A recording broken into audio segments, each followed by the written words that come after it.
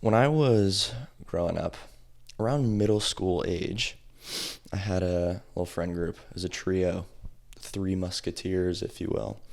And when you're growing up, you try to figure out what a friend really is, and you go through some ups and downs and miscommunications and healthy communications to really refine your understanding of what is a friend. What kind of friend am I looking for? And I had two buddies, and we were really similar. I mean, our humor was very similar, similar hobbies. They seemed to get it, you know?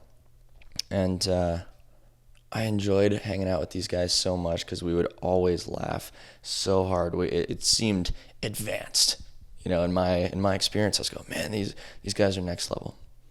And we would have these meetings of the minds, and we would discuss these little ideas as middle schoolers, saying, it seems like everybody else is just kind of screwing around all the time, wasting their time, but every time that we hang out together, we learn something.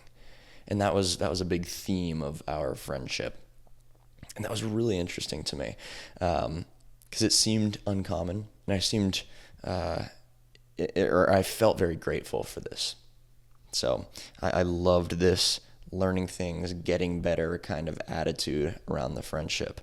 So really, really cool guys, and I felt really lucky to be a part of that trio. Now, that said, we did a lot of action sports kinds of things, skateboarding, freaking wakeboarding, wheelies on the bikes, rollerblading, you name it. And I was always the cautious one, right? If we're about to bomb this hill on the old rollerblades, I'm the last one to go, and I'm real cautious, looking around, making sure that nothing too crazy is going to happen. And when I would go to their houses, my bag was packed super perfect. I've always been a fold my clothes kind of guy. I was the least bad influence. I didn't do anything too risky or too crazy, but somehow, when I would go to these friends' houses, I felt like the outcast. That's kind of a cringe word, but I felt like the outcast. And the parents were super nice, but there was something about it. I would kind of read a little bit deeper and go, there's something about me that it seems they don't like, and I don't know what this is. Now, kind of my future-looking desires growing up, I wanted to be an entrepreneur. I wanted to be some sort of athlete. I wanted to do creative things.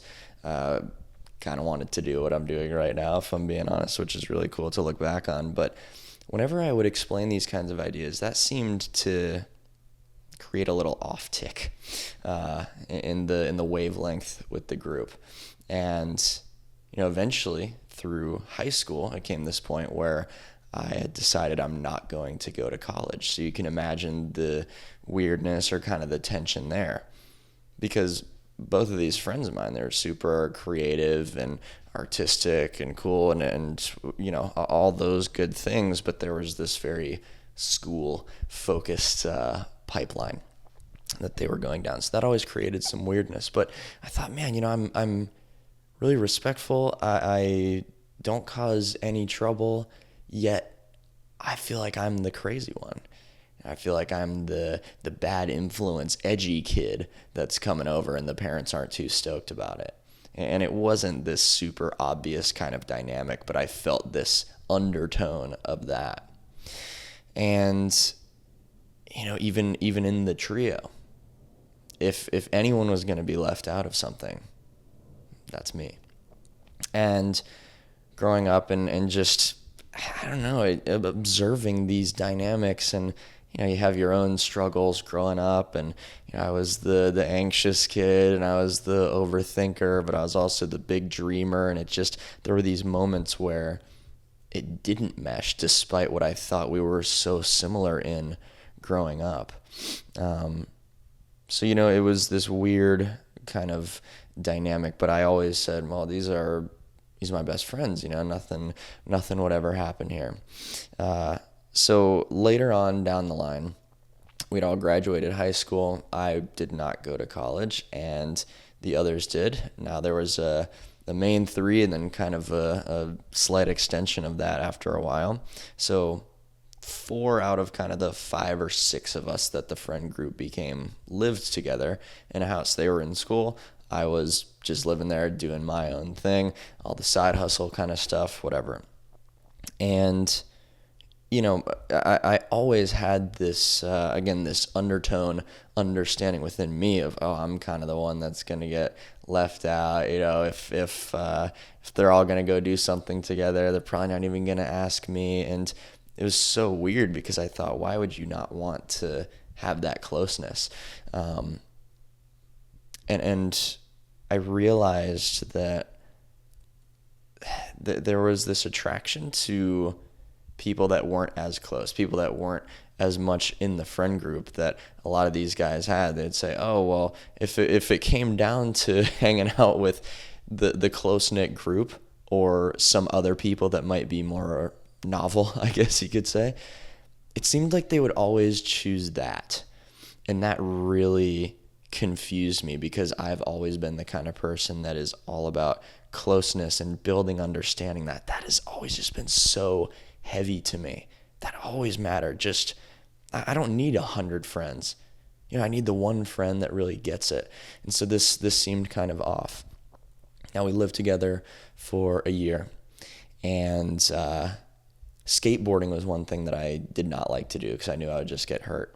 And that was kind of the only thing they started to do after a certain point. And it was kind of this, well, we're going skateboarding, and if you want to come, you're obviously more than welcome. And in my mind, I'm going, well, of course, I don't want to do that, but you wouldn't suggest doing something that everyone likes to do. So this weird kind of separation started to form.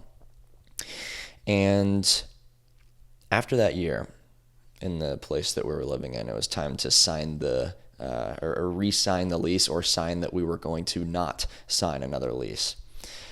So 2 of the 4 of us, they were leaving because one was definitely living in another place. The other one was going to a different school, whatever.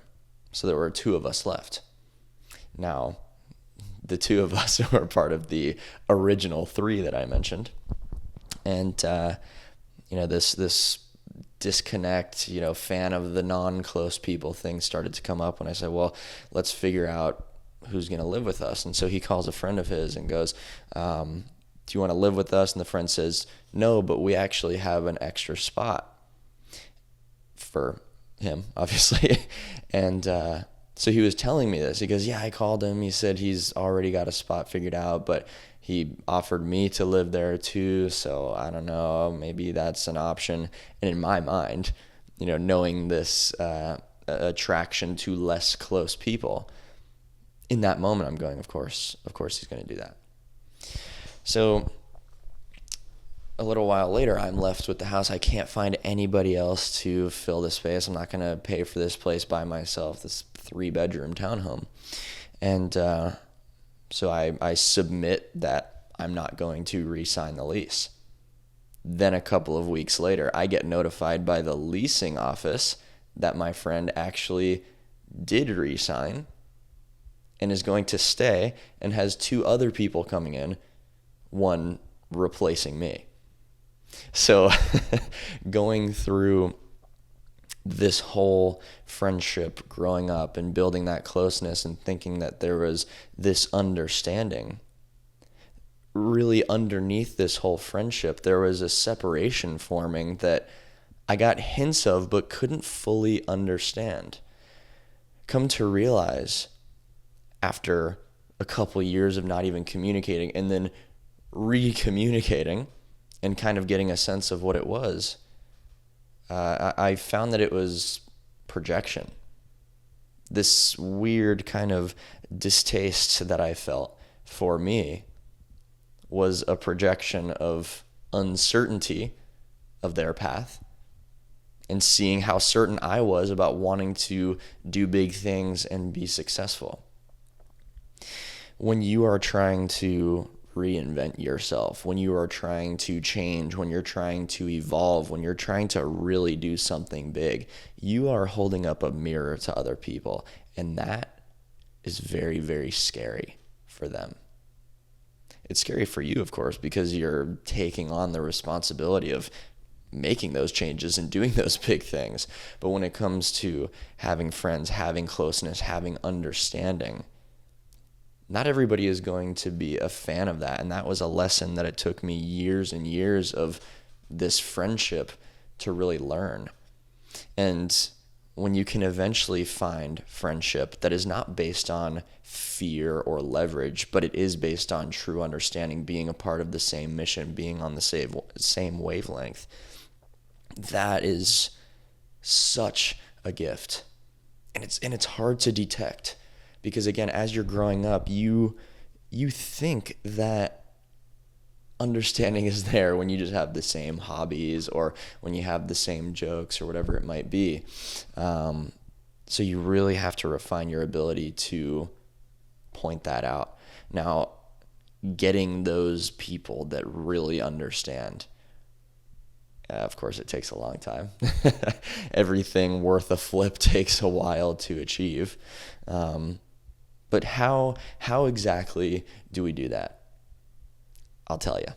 So I've got a lot of ideas here that I really want to talk through, because I think, making friends, just building relationships, it's this abstract thing. We, of course, cannot control other people, but we can control ourselves. We can control how we grow. And I think that there are a lot of ways to make sure that happens in a positive way. So authenticity, I mean, this is everything. If you can't have the courage to be yourself, I know, a very Hallmark card kind of sentiment here, but if you don't have the courage to be yourself, you're going to be building relationships with other people based on a version of you that isn't real. So my little note here, I said, if you're a fake bastard, you'll be making friends through a non-real version of yourself. And that's painful, because it's going to build resentment, because you're going to be spending so much of your precious energy acting. Nobody wants to act.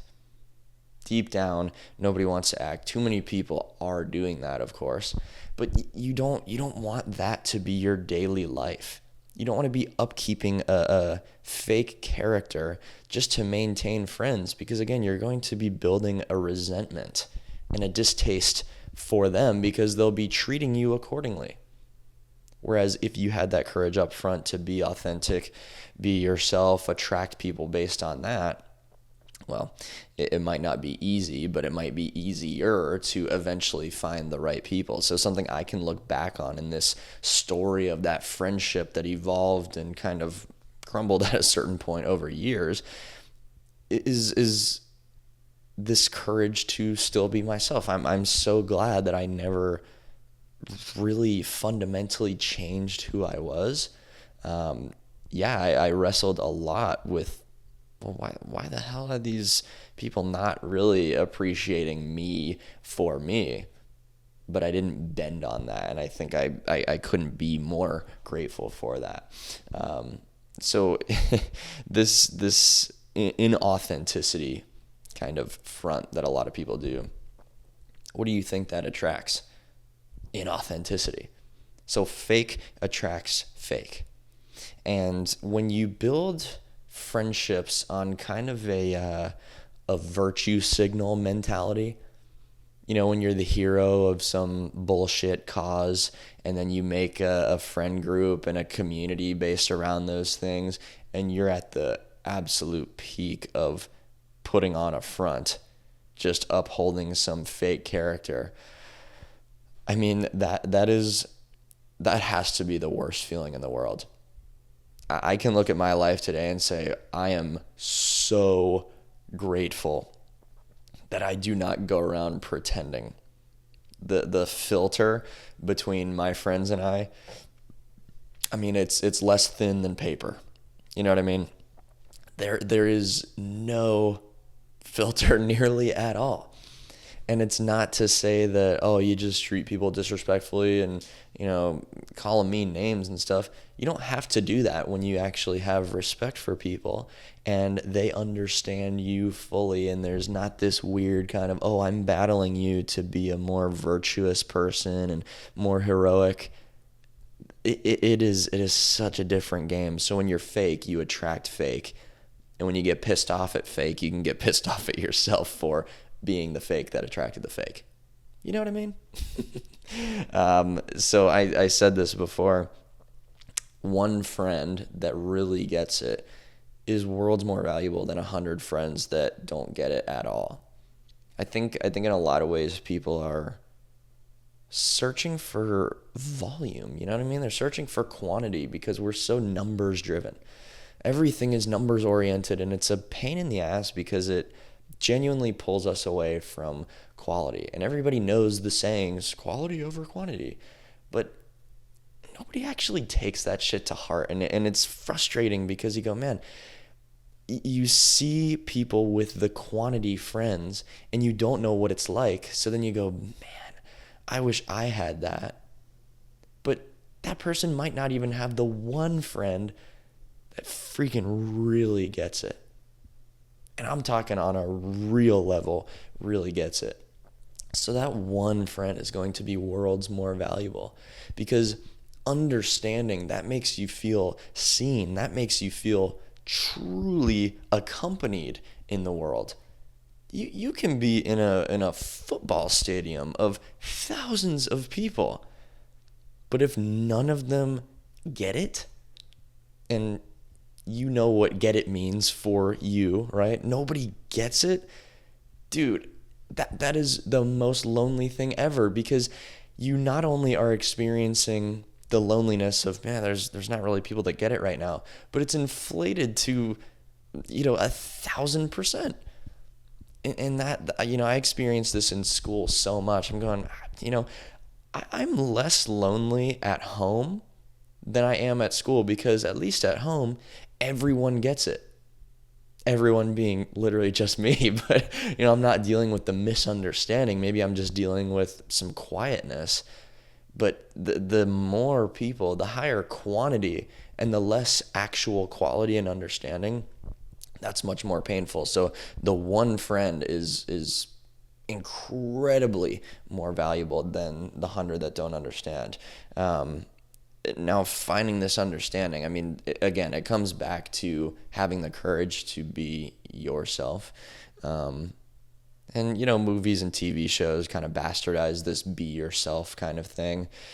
Because most people try to be themselves in a way that still gets a bunch of attention and love and is kind of this virtue signal sort of thing. But, if you have this kind of, what the hell, kind of critic attitude about things in the world, you know what? Be that way a little bit.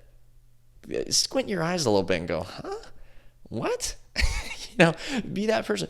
Don't just say the thing that's going to get praise. Say the thing that actually feels honest. And through that honesty, you're going to grow and you're going to be more refined and you're going to communicate your mind better and all those kinds of things. But people go for the virtue signal, quote unquote, honesty and be yourself, which is not honesty or being yourself. I'm talking about be the actual genuine version of yourself. You know what I mean? The deep down one that's not tied to Instagram followers and all that bullshit. So if you're ever going to find the understanding, you're going to be that version of yourself. Because there's going to be almost this connection that's kind of a heart connection. Not to put it weird, but I don't feel like I'm, what's the best way to explain this? When I'm with my friends or the people that I'm really close with, I'm not on, another planet kind of having a dialogue about them to myself. I'm fully present with these people. And I think presentness is a really strong metric to pay attention to when you're discerning, your closeness with the people around you. It's such a crazy thing, but I think when you imagine being in conversation with somebody that so far does not get it, you feel that feeling where you're not really with them. You're more with yourself going, geez, this person's really weird. Sort of find that understanding. You have to be the true fundamental baseline you. That's just ridiculously important. Now to see other people as an opportunity is really cool, because then you're a little bit more willing to talk to a new person, spend that energy building understanding. And that's a hard thing. I think when you have a good friend group and then another person comes into the picture, you're going, geez, how many months or years even is it going to take for this person to really understand who I am, how I am? But if you look at it this way, you'll see that it's a little bit more worth that energy. Every person is truly a window into a new world, because every person knows, I don't know, how many people does every person know? Got to be 100 or something, or 200 or 1,000, depending on the closeness. But that is a lot of folks. It's a network of people, but people and connections are kind of everything. So it's not just this, oh yeah, maybe this person knows this guy, knows that guy, knows this gal, knows her, oh that's their mom or whatever. You can really connect with a whole brand new freaking network of experiences and emotions and opportunities. And I just try and keep that open mind when it comes to every person, because I imagine, well, if somebody met me, think of all the cool people that they would then know as an extension of that. Think of the opportunities. Think of the ideas that might come about in conversation. So that's kind of my abundance thinking when it comes to meeting other people. And, being fully honest, I still have kind of oh God, there's so much to explain to somebody. I don't know if I can really catch them up to speed on the jokes and the non-jokes and the experiences and the way that I think. But it's a constant reminder to say, no, every new person is that window. Might be a shitty window, but you never know who you're going to run into and what conversation you're going to have. So kind of a big deal. Skill-wise, practicality, bringing it back down to earth here. I think that knowing how to talk, knowing how to communicate, really, really translate that inner language to outer language is super important. So if we're talking about confidence, which I think is the foundation to achieving anything, communication is just a major, major, major pillar of confidence.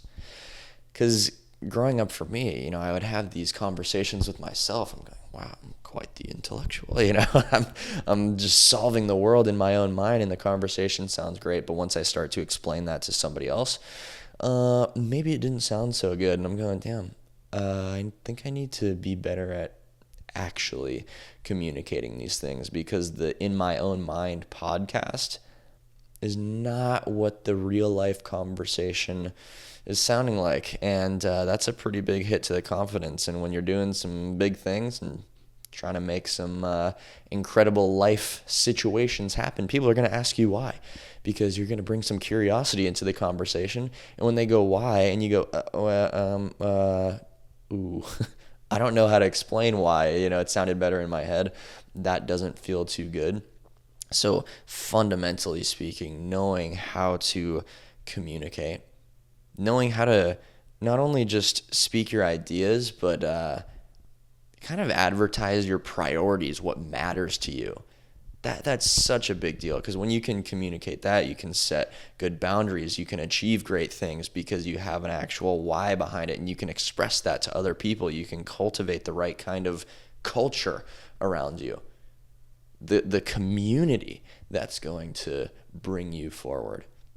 Because it's not just about being solo.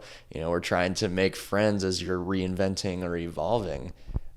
Communicating these things is a major, major, major deal.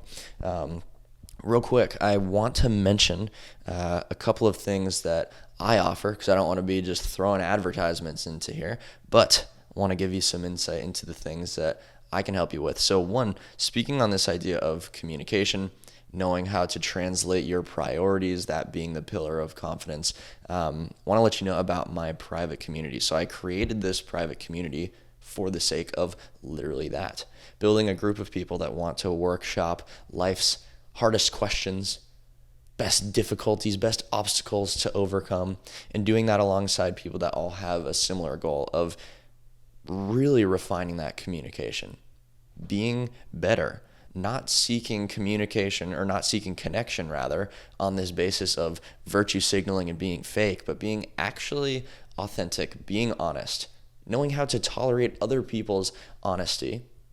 And all of this is in the name of becoming better, making life better, reaching any kind of goals you might have. I mean, you could have physical goals, you could have mental goals, relationship goals. All of these things are the extension of the self. And working to build confidence through communicating the self is literal work on the self. So if this is something that you would like to be a part of, you want to be a part of the weekly conversations, the online group where people are communicating, workshopping these problems. And I also have a 7-hour library of content for self-mastery, all embedded in the group. You can go to the link in the show notes and description and apply to join that. Secondly, I offer one-on-one mentorship. So if really getting down to the bottom, the pure baseline of who you are, what matters to you, and your ability to communicate those things, build the confidence that can then turn into any achievement, refine and build the kind of life that you actually want to have, this is where the real work happens. The one-on-one is a real deep dive, and I find it the most powerful and fulfilling process to take people through. The amount of transformations I have seen in my work with individuals is actually incredible. It is absolutely the most fulfilling thing to me. And my goal is to help people that are successful but have not yet found fulfillment. Everybody in this world is searching for that success. They want the money. They want all of the things that they see on freaking TV. And I am very interested in the folks that already know what that's like. They've already kind of lifted the veil and gone, oh, the success didn't work. I want to be fulfilled. I want to like who I am. I want to love who I am. I want to have that respect for myself. I want a lifestyle that reflects these ways that I want to feel about myself. So if that's you and you would like guidance through this kind of process, you can apply to work one-on-one with me at the link in the show notes and description of this episode. But anyways, back to it. So I'm always talking about language and kind of translating your inner mind, and really it comes down to intention. So between friends, and I'll use myself and my friends as an example, it's rarely language that really drives a conversation or drives humor. It's intention. So my friends could say nearly anything to me in a joking context, and I'm not going to get upset about that because I can look deeper down into their intentions and go, oh, of course they wouldn't mean to hurt me. That would be ridiculous. I know these guys. That's not their intent at all. And so it allows you to give people a little bit more grace when you seek to understand through intention. When someone doesn't do that and they do quite literally the opposite to me, I'd say that's one of my biggest just piss me off buttons ever.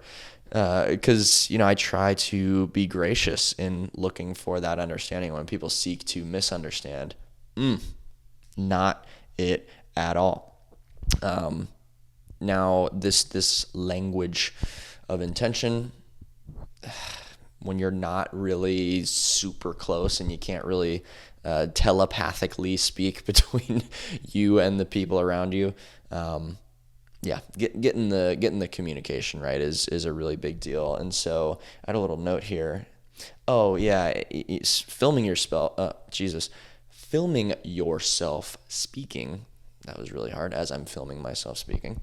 This is a really good way to just refine your ability to fill the noise that you want to be consistent in a conversation, so neither side is feeling too awkward or weird. No, I'm just kidding. But being able to communicate pretty clearly, have a fluid, skillful conversation. It's a really nice feeling. And when you have that super awkward kind of people stepping on each other's toes conversationally kind of thing, it's not too fun. So just solo speaking, kind of monologuing like I'm doing right now, really good skill to have. Maybe a couple years ago, if you said, all right, turn the camera on and talk for 10 minutes straight and just go off, that would have felt really intimidating. But now every week I'm in 30-40 minute podcasts, and I'm just chatting it up. So it doesn't feel too hard to do. You just kind of place yourself in I'm just speaking my mind. I'm not trying to do some scripted bull crap. It's just, here I am talking, expressing myself. You can film yourself. It's not like you have to go posting it on YouTube and Spotify. It's really great just to watch that back and go, damn, why are other people so able to just kind of source ideas and explain them pretty well? Well, it's because they've probably sat in front of a camera like this way more times than you, and they've just practiced translating that inner language to outer language. And you watch yourself, you go, why do I say like 1,000 times? Why do I say I mean? Why do I say, and I do this as well. I'm looking back at myself going, okay, is are my facial expressions kind of matching the tone that I'm actually feeling and trying to get across? Is kind of the economy of my words refined and really getting that point across? I mean, what are we looking at here? It's a skill like anything else. So just keep practicing it. But I think that's a really good tool to build confidence and just, all right, I can explain what I think. And, you're not going to just pick up a rocket science topic and just speak pretty clearly about that, because you might be going, dude, I don't even know. I can't even have that conversation in my own mind, never mind outwardly. But you start with things that you really know about, you feel confident in, and you can talk about those things. So I think that's such a good little skill practice that you can do. Now, I guess quantity doesn't super matter, but if we are to assume that you're only making amazing friends, wouldn't it be better to have more amazing friends? And think of how many more amazing friends you could have if you could speak very clearly to your intentions. So if you have your intention, you have what you feel, and you just communicate that super well, you'd probably have a pretty strong network of folks, because I would want to imagine that deep down, you conversation intentions are probably pretty good. And I guarantee you have amazing ideas. And I guarantee you that if those were perfectly communicated to those around you, they might go, who the heck is this? I want to be friends with you. So it's just, if you have a higher baseline for who you are, you have higher standards of how you communicate, you'll receive that value back from the world around you, not in a super transactional, your bank account's going to go up, but you'll have a more quality experience. So if we take conflicts as a really good example here, people that don't know how to communicate are always fighting with somebody. They're always getting into conflict. They're not even looking for understanding at all. They're just going, oh, this person is threatening to me because they're disagreeing. Screw it. Let's go. And they throw the gloves off and start getting after it. And if you know how to communicate, you're going to be dealing with reasonable conflict, but you're not just going to be at your peak heart rate all the time around people, just arguing constantly and always having these problems. If you take two people that are arguing and you look at their deep down intention, they're probably exactly the same. Maybe one person's joking and the other person didn't take the joke, and it turns into a whole thing. One person's feeling one way, the other person's projecting something else, but if you look deep down at their intentions, it's not to hurt the other, unless we're talking about kind of an egregious relationship or friendship here. But in a reasonable sense, most people's intentions are usually pretty same. Communication ruins that. I wonder, were we just A1 at quote unquote communicating before language became a thing? So we were just on some telepathy kind of wavelength? I don't know, maybe. My editor, Brennan, he mentioned that the other day. I said, dude, You might be right there. I don't know. We might have had some magic powers a few thousand years ago, or no, language has probably been around longer than that. I don't even know. What are my timelines? Uh, but yeah, a long time ago, when we didn't know the words to say, maybe we didn't have to say the words. Was language made to control us? Could be. So last thing I wanted to talk about, again, kind of a practical thing here. The places to be, the places to go to maybe have a better chance to find some good people. My first note here, though, is there's not really a place that will guarantee quality people, but there are higher likelihoods. So think about the gym, and yeah, there's plenty of shitty people at the gym, but they're showing up to something every day. The folks that you see at the same time every single day, there's some dedication there. There's some commitment there. That is a really good trait. So you might not be around, saints, but there might be a lot of people that are consistent and they have that kind of character. And maybe within that group of consistent folks, you find some other folks that really get it. And then you find some great friends that are dedicated to something and they're healthy and they're working towards a goal. Way better likelihood than, the bar. And surely there's some overlap of people that go to both. But again, it's not about guaranteeing quality people. It's just about increasing the likelihood that you run into them. So that would be a really great idea.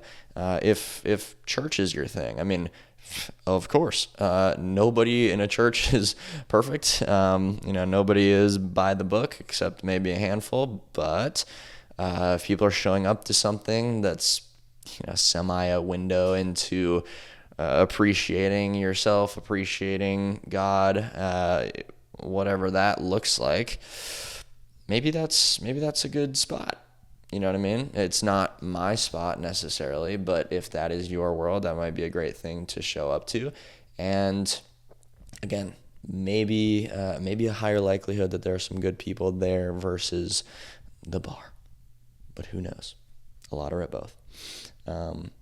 So what I realized when I moved to Austin, and I'm not going to do the sales pitch, but I realized that culture in different cities is ridiculously different. So I'm from Raleigh, North Carolina, grew up there my whole life.